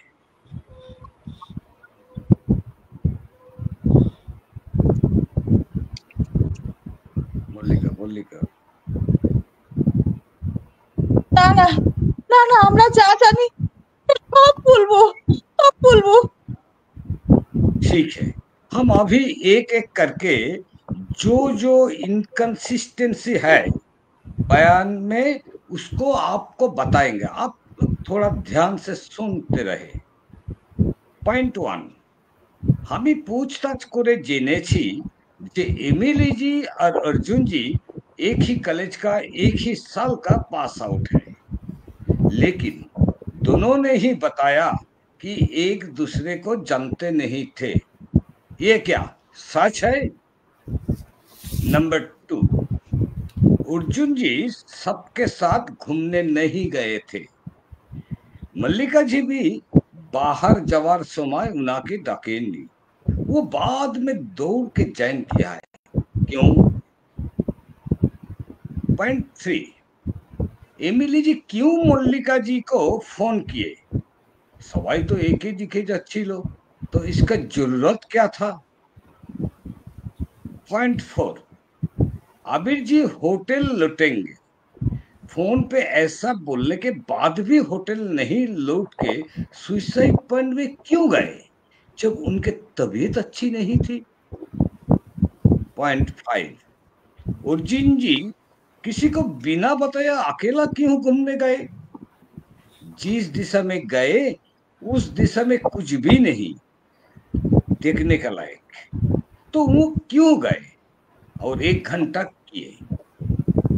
अर्जुन जी কোন দিকে গেছিলেন তার কোনো প্রমাণ নেই। पॉइंट 6, आबिर जी का बॉडी फेस अप क्यों था? गिरने से पहले वो क्या देख के इतना डर गए? एमिली जी आप ही पहले बताइए, अपनी सत्य अर्जुन के चिंतन ना। ও এই চাপ আমি আর নিতে পারছি না। আমি সত্যি কথা খুলে বলতে চাই, তবে যা হয় হোক। হ্যাঁ, অর্জুন আর আমি একসঙ্গে পড়তাম, খুব ভালো বন্ধু ছিলাম। আমার দিক থেকে একটা আকর্ষণও ছিল, কিন্তু অর্জুনের ছিল কিনা জানি না। কলেজ থেকে বেরোনোর পর আর কোনো যোগাযোগ ছিল না। মল্লিকার বিয়ের সময় অর্জুনকে দেখে আমি চিনতে পেরেছিলাম, কিন্তু অর্জুন সেদিনের অত ভিড়ে আমাকে ঠিক খেয়াল করে। তারপর মল্লিকার বাড়ি 2-1 গেছি ঠিকই, কিন্তু অর্জুনের সঙ্গে দেখা হয়। এইবারে বেড়াতে এসে অর্জুন আমাকে দেখে চিনতে পারে, কিন্তু কি কারণে জানি না পুরনো সম্পর্কে কথা তোলেনি, আমি আর ঘাঁটাই। কিন্তু সেদিন সাংলায় ছিল, হ্যাঁ, আমাদের শেষ দিন। বেলা 11টায় আমরা বেরিয়ে আসবো, আর সকালের জল খাওয়া ছেড়ে নদীর দিকটায় ঘুরতে গেছিলাম। হঠাৎ দেখি নদীর মাঝখানে ডেঞ্জারাস ভাবে একটা পাথরের ওপর দাঁড়িয়ে আছে অর্জুন একা। আর ওখানে প্রচন্ড জলের স্রোত, যে কোনো সময় ওকে ভাসিয়ে নিয়ে যেতে পারে। আমি তো দৌড়ে গেলাম, ডাকলাম ওকে নাম ধরে। ও ওদের তো শুনতেই ছিল না, এত অন্যমনস্ক ছিল। কয়েকবার চেঁচিয়ে ডাকার পর আমার দিকে তাকালো। বললাম শিগগিরই পাড়ে চলে আসতে। অনেকক্ষণ বলার পর ধীরে ধীরে পাড়ে এলো অর্জুন। ধপাস করে বসে পড়ে ভেঙে পড়লো কান্নায়। আমি তো অবাক হয়ে গেলাম, জিজ্ঞেস করলাম কি হয়েছে কি হয়েছে। তখন ও আবির আর মল্লিকার সম্বন্ধ নিয়ে অনেক কিছু বললো, এই জানালো এই আগের দিনে রাতের কথা। सी क्या हुआ उस रात? এই মল্লিকা মল্লিকা আবিরের ঘরে যায়। ওখানে আমি আর বলতে পারছি না। অর্জুন মল্লিকাকে না দেখে চুপি চুপি সেই ঘরের বাইরে যায়। আপনি ওদের কাছে শুনে নিন না প্লিজ। অর্জুন অর্জুন খুব খুব ভালোবাসে মল্লিকাকে, কিন্তু এই সম্পর্ক ওকে শেষ করে দিচ্ছে। অর্জুন अच्छा আমাকে বলে যে হয় এই শেষ দেখবে, নইলে আত্মহত্যা করবে। হয় আবির বাঁচবে আর নয় ও বাঁচবে। কিন্তু কিন্তু অর্জুনকে আমি মানে ওকে তো কিছুতেই এইভাবে ভেঙে পড়তে দিতে পারি না। আমি বললাম যে কিভাবে আমি কোনো সাহায্য করতে পারি। অর্জুন তখন ও প্ল্যানটা আমাকে বলল। কথা হয় যে যদি আবির আর মল্লিকা একসঙ্গে কোথাও বেরোয়, তবে কোনো ছলে আমি এই মল্লিকাকে কিনে নেব। আর অর্জুন তখন আবিরের সঙ্গে বোঝাপড়া করে নেবে। তাই ওই দিন আমি মল্লিকাকে ফোন করেছিলাম। আমি ভেবেছিলাম অর্জুন আবিরের সঙ্গে হয়তো মুখে মুখে কথা বলবে মল্লিকাকে নিয়ে, হয়তো ওকে সরে যেতে বলবে সম্পর্ক থেকে। কিন্তু তারপরে কি হয়েছিল বিশ্বাস করো এই বেশি আমি কিচ্ছু জানি না। अच्छा तो इस घटना से कुछ क्लियर हो रहे हैं। अभी मल्लिका जी आप ही बताइए क्या हुआ था उस रात को? चुप रहने से तो हम चुप नहीं रहेंगे, आप नहीं बताएंगे तो हमें बताना पड़ेगा। अच्छा रहेगा अगर आप ही बताएं। আবির আমার খুব ক্লোজ বন্ধু ছিল, আমরা এক কলেজে পড়তাম। আবির আবির বিয়ে করতে চেয়েছিল, তো আমি কথা দিতে পারিনি, কারণ আমার বাবা কিছুতেই মেনে নিতেন না। আমার ব্রাহ্মণ আর আবিররা ছিল সাহা। বাবা আমার বিয়ে ঠিক করলো অর্জুনের সঙ্গে। অর্জুনের বাড়ি থেকে আমাকে দেখে খুব পছন্দ করে, ওদের তাড়া ছিল বিয়ের। আমার তার কোনো সুযোগ না দিয়ে 1 মাসের মধ্যে বিয়েটা হয়ে যায়। আমি ব্যাংকে কাজ করতাম। বিয়ের পর 6 মাস যেন স্বপ্নের মতো কেটে যায়। অর্জুন আমাকে পাগলের মতো ভালোবাসতো, কিন্তু মনে করতো কেউ আমার দিকে তাকালে ওর হিংসে হতো। সব সময় আমাকে আগলে আগলে রাখতো। বিয়ের 6 মাস পর হঠাৎ আমাদের ব্রাঞ্চে বদলি হয়ে আসে আবির। আমি জানতাম না যে ও ওই আমাদের ব্যাংকে কাজ করতো। ওর সঙ্গে দেখা হতো, কথা হতো, আমার খুব ভালো লাগতো ওর সঙ্গ। ও যেন আমাকে কেমন ভাসিয়ে নিয়ে যেতে লাগলো। ভালো বুঝতো আবির আমাকে, আমার পছন্দ অপছন্দ সব। গান গাইতাম, আবির গিটার বাজাতো, আমরা অফিস ফাংশনে একসঙ্গে পারফর্ম করতাম। আর অর্জুন তো গান বাজনার প্রতি কোনো টান ছিল না, ও শুধু কাজ আর কাজ। আর আসল প্ল্যানটা ছিল অর্জুনের। আমি আবিরকে বলায় ও বললো যে ওরও খুব কিন্নর দেখার ইচ্ছা, তাই তো ওকে নিয়ে আসি আমাদের সঙ্গে। তো ওকে আনলে খারাপ দেখায়, তাই এমিলি আর সন্দীপ তাদেরও বলি। কিন্তু এখন মনে হচ্ছে আনলেই ভালো হতো। उस रात क्या हुआ ये बताइए। ওই দিন না, ওই দিন আমরা চিতপুর গেছিলাম সাংলা থেকে। আবিরের জ্বর ছিল, আবির যায়নি। খাবার সময় ওকে দেখলাম না, মনটা না খুব অস্থির ছিল। রাতে খাবার পর ভাবলাম একটু আসি, দেখে আসি আছে। ওর ঘরে গেলাম, অত্যন্ত ঘুমিয়ে পড়েছিল। আবিরের ঘরে গিয়ে দেখি ওর গা জ্বরে যেন পুড়ে যাচ্ছে, প্রচন্ড ও কাঁপছে। ওর কাছে বসে ওই ওর মাথায় একটু হাত বুলিয়ে দিচ্ছিলাম। समझ गए। আপনারা যখন ये सब করছিলেন तो अर्जुन जी जगे उठे और वो आपको ढूंढते हुए उधर गए और उससे कुछ सुनाई दिया, ये दिखाई दिया, जिससे वो बहुत परेशान हो गए। अब अर्जुन जी आप ही सच बता सकता है, बताइए। पता है, बताइए। पता है मैंने क्या देखा? अगर आप देखें कि आपकी नई नई शादी की हुई दुल्हन दूसरी किसी की बाहों में है और फिजिकल रिलेशन, हम और बता नहीं सकते। मेरा खून खौल उठा।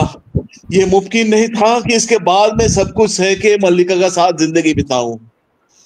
आबिर को पता था मल्लिका शादीशुदा है, फिर भी वो क्यों? और मल्लिका भी। मैंने तय कर लिया कि आबिर का साथ मुझे आमने सामने बात करना पड़ेगा। मैं मौका ढूंढ रहा था, एमिली ने मेरा हेल्प किया, आबिर को मेरे साथ छोड़ने का बंदोबस्त किया। फिर क्या हुआ, बताइए। क्या होगा? आबिर जब बोले कि ये घर लौटना चाहता है तो मैं इसको रोका और उसके साथ डायरेक्ट बात की। वो समझ गए और वो एग्री किया कि वो ऐसा नहीं करेगा और दूसरे ब्रांच में ट्रांसफर ले लेगा। कुछ देर बाद वो चला गया और हम भी घूमने चले गए।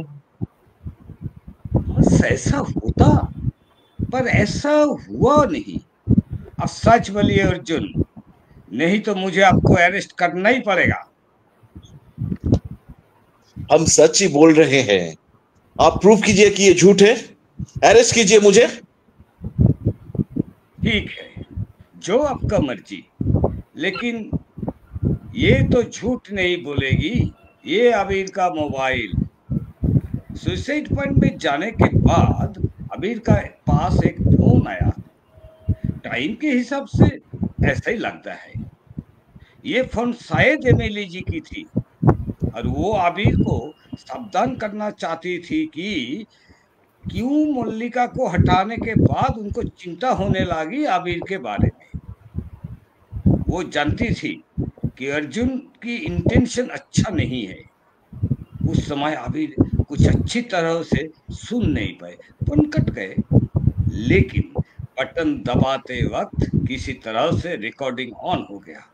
অত উপর থেকে পড়েও মোবাইলটা কিন্তু ভাঙেনি, কারণ এটা ওনার লেদার জ্যাকেটের পকেটে ছিল। শুনুন এই রেকর্ডিং। উনি পড়ার ঠিক আগের 2 মিনিটের কথাবার্তা। অর্জুনজিও সুইসাইড পয়েন্টে গেছিলেন। না না না না, এ হতে পারে না, এ হতে পারে না।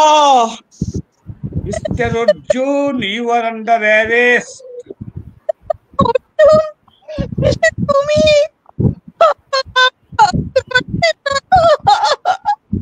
আমার সব শেষ হয়ে গেল, সব শেষ হয়ে গেল।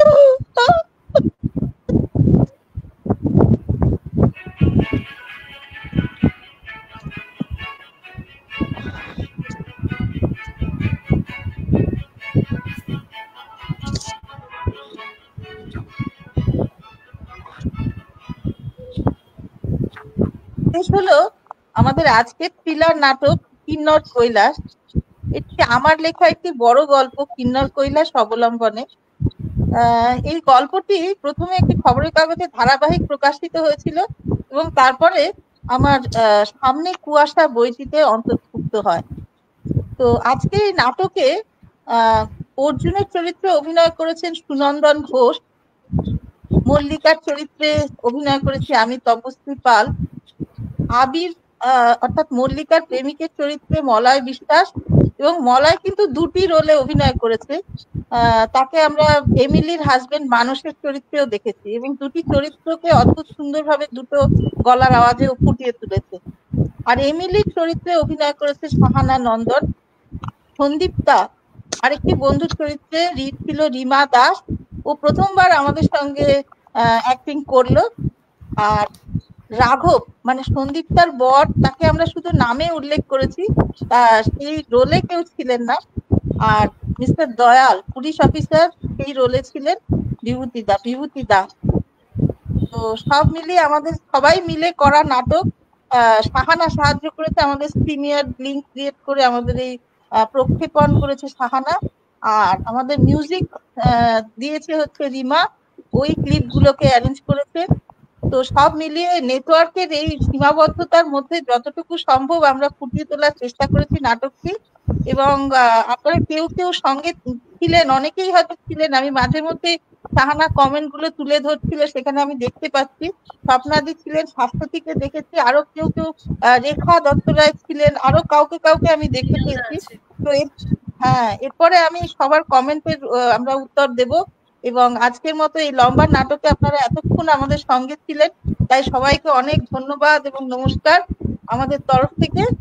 তো এরপরে আবার কালকে আরেকটি নাটকের রাত্রি কিন্তু, এবং 3 দিন ব্যাপী আমাদের এই উৎসব 23 এবং 25-এও চলবে।